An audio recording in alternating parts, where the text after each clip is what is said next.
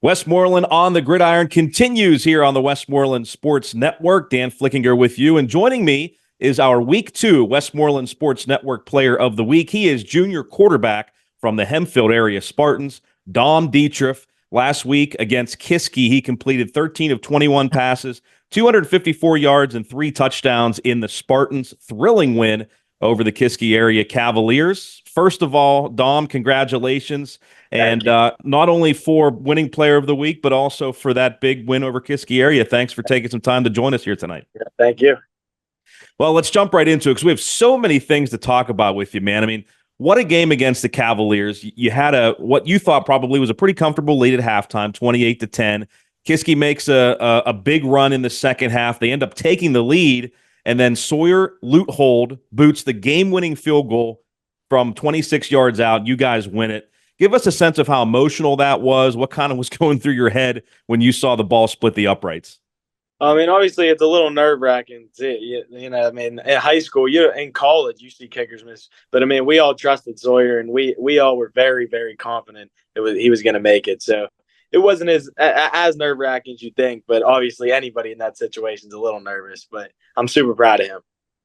Well, after Kiski Area came back to take the lead, obviously, you needed to put a drive together. The offense needed to put a drive together to get into field goal range. You started at your own 20. What was your mindset coming out onto the field at that point, that knowing that you guys needed a field goal to win it? Well, I mean, we knew we had to score one way or another, whether it was a field goal or a touchdown. So, I mean, we were in that score at all costs mentality, because that's what it had to be. I mean, we were down late in the game, and that's what it is. And I'm proud of them guys for executing. Well, talk about the couple passes that you made and the couple big catches that your receivers made. Jack Kopis, first play of the drive, made a big catch, and then it was Mitch Bitar on a big back shoulder throw on a 3rd down and 10 to get you guys into field goal range. Can you kind of take me through those two plays? Oh, I can't say enough about them guys. I'm super proud of them. I mean, I wouldn't be sitting here right now if it wasn't for them two guys. So, and Sawyer, of course, but Jack and Mitch have both played really well for us. Those are two huge plays. Jack's a playmaker, and so is Mitch. So I expected them to make it, but that's a huge play. 2 huge plays. Well, and you used a number of different wideouts in the game, Dom. Aiden Allison, we mentioned Mitch, Andrew Jones, all caught touchdown passes from you. Do you consciously try to spread it around, or do you just hit the open guy? I mean, is a play designed for those guys, and that's kind of how you focus, or do you try to spread the ball around a little bit? I mean, we like you said, I mean, we probably have 10, 11, 12 different guys that we trust getting the ball in their hands. And that's just kind of how it plays out. And I mean, they're all playmakers, so they all get open, and that's kind of how that goes. But I'm proud of all of them guys. Do you think that makes you guys more dangerous as a passing offense because defenses can't necessarily key on one guy? Oh, for sure. I mean, we're always rotating with a lot of guys playing both ways. I mean, that's how it is. But I mean, like Jack, he's been playing really well for us, all them guys. So, I mean, but for sure, definitely makes us more dangerous. So I mentioned you had 3 touchdown passes to 3 different receivers. What was your favorite? What one really stands out to you? And could you take us through the play?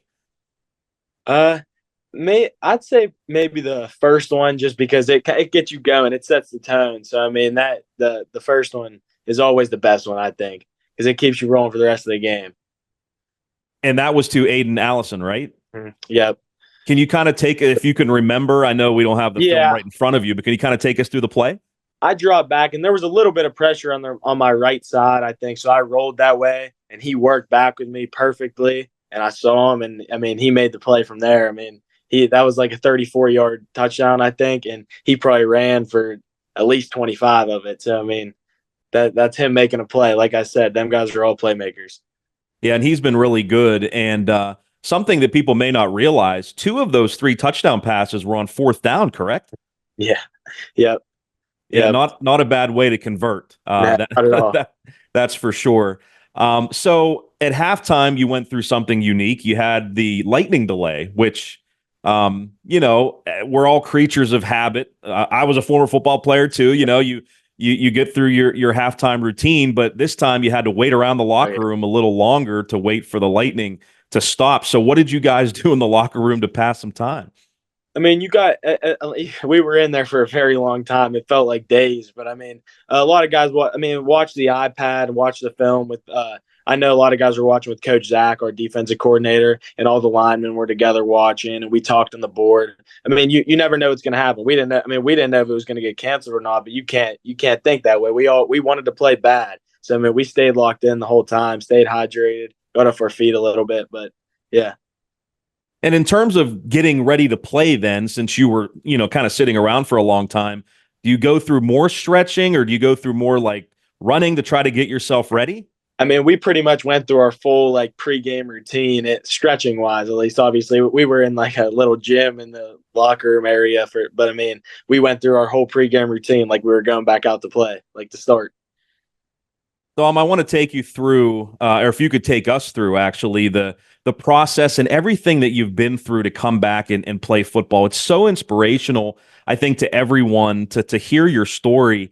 Obviously, you've been through a lot with the myocarditis diagnosis. Can you kind of take us through the entire process, when you found out, how you found out, what you had to do to come back, and just how excited you are now to play football?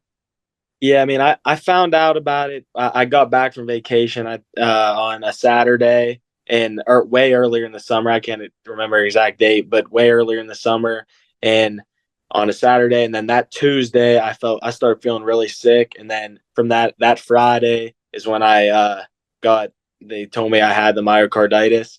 From then on out, I mean, I couldn't run, lift. The only thing I could really do was throw a little bit. I mean, so all summer. But I mean, my teammates and my coaches helped me get through it. And I mean, I couldn't ask more of them guys. But I mean, to get back out there finally, it feels great. When I threw that first touchdown pass and against Franklin, it just really got it back going for me, and it's awesome. Yeah, 63-yard bomb to Nick Marcus, and I can't imagine what was going through your mind and how excited you were. And, something else that people may not know, you were going through practices, but you were only able to throw. You weren't allowed to run at all. You missed the week 0 game against North Hills, and then you come back against, Franklin Regional. But you had only, practiced 1, maybe 2 full days of practice and before you played, and you still had a great game against Franklin Regional. What was the challenge like coming into that game with only having really 2 full practices under your belt? And really that Thursday may have been a walkthrough, right? Yeah. Yeah, I was cleared on Wednesday, and obviously I went full go Wednesday, like I was ready. And I mean, I was practicing all week like I was ready to play. I mean, because you got to be ready. And I mean, even in week 0, obviously I couldn't really full sprint and everything, but I was doing as much as I can, like I was going to play, to prepare when I was ready to go. But Thursday, I mean, it's just game plan and walkthrough and everything for the most part. So I mean, I was ready to go though. So I was so hyped up to play. I wasn't even really thinking about it. And my linemen, they made me not run around too much. So like against Kiski, I only got hit 1 time the whole game. So I mean, they made it easier for me too. Do you feel like your cardio is where you want it quite yet? Yeah. I mean, it's not too bad right now. I like, even in practice, I've been running every day, just like so. I mean, I think that I'm fine with that now. At first, it may have been a little bit of an issue, but I'm good now. Sure, Yeah, absolutely. for sure. And I have to ask you one final thing about this because, in the future there may be other student athletes that go through this, and I'm sure there's others around the country that go through these things. I mean, did you ever wonder, if you'd play again? Did that ever cross your mind? Uh, I would. Yes, to a point. I mean, I knew I'd be back, but I mean, you going through something like that, it always crosses your mind. But I knew I'd be back, and my guys helped me get through everything, and so they made that easier. But obviously, it always crosses your mind. But I was always hopeful and confident that I'd be back. Well, and you've been back with a vengeance, that's for sure. What do you enjoy most about playing football, Dom?